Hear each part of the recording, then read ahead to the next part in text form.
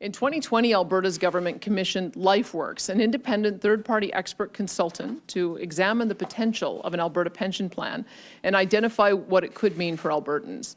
LifeWorks' report shows that creating our own pension plan could benefit all Albertans.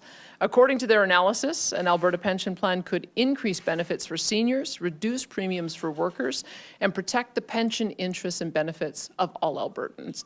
The LifeWorks analysis estimates that Albertans could save more than $5 billion in the first year alone if we moved from the CPP to an Alberta pension plan.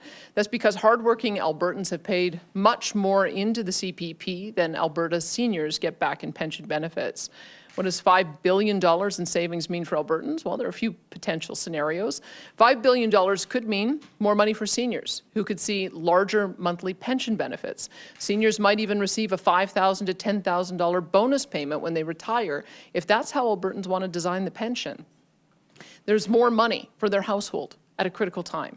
$5 billion could mean larger paychecks for employees. If we put the entire amount towards reducing premiums, Alberta's workers would pay $1,425 less in annual premiums to an Alberta pension plan than they do right now in CPP premiums. The final report shows that an APP could mean tremendous cost savings each year for Albertans and employers, while providing at least the same, if not better, benefits as the Canada Pension Plan.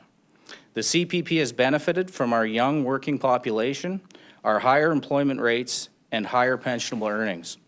Because of this decades-long outsized contribution by Albertans to the CPP, the report shows that Alberta's share of the CPP would be worth $334 billion by 2027. With that large asset transferred to Alberta, an APP could keep contributions in Alberta for Albertans. And I think this, that potentially, and I'm not the judge, Albertans will be the jury on this decision as to whether we go ahead with an Alberta pension plan in Alberta. But I think it could be a game changer for the financial sector in this province to have that kind of weight in investment markets, both locally, nationally, and internationally. And that to not bring this forward, to have it discussed among Albertans, I think would be a missed opportunity. It's guaranteed that the assets are going to be transferred for the purpose of operating and maintaining the APP, which is more stable than the current status quo based on the asset to liability ratio that our minister was discussing. That de-risks one part. Guaranteeing that the benefits will either be the same or higher, that also de-risks for seniors. Guaranteeing that the contributions will either be the same or lower, that de-risks it for workers and for employers. I understand that there is, the question for Albertans that we have to decide is it fair for our seniors and our workers and our employers to continue subsidizing the rest of Canada to this extent, when we know that it's creating higher premiums and we know that it's creating lower benefits? And people do have to look at the actual numbers and they have to do an honest assessment. Let's not let the NDP fearmonger and scare people as they tried to do throughout the campaign.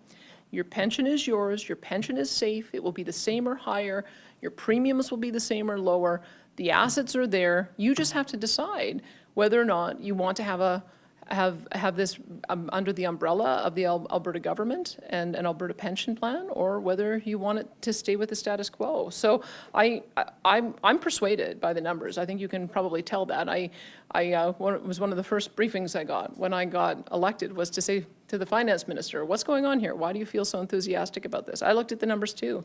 I'm persuaded, but not everybody will be.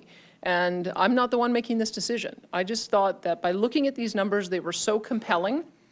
I wondered what would happen a few years from now if I made the decision not to release this report, and then have people saying, well, why didn't you tell us? Well, now you know. Now people know. Now people understand why it is that it's so compelling, but it's still going to be up to them if they think it's compelling enough to make this change. As Mr. Dinning said, this is a pretty monumental public policy decision for us to make.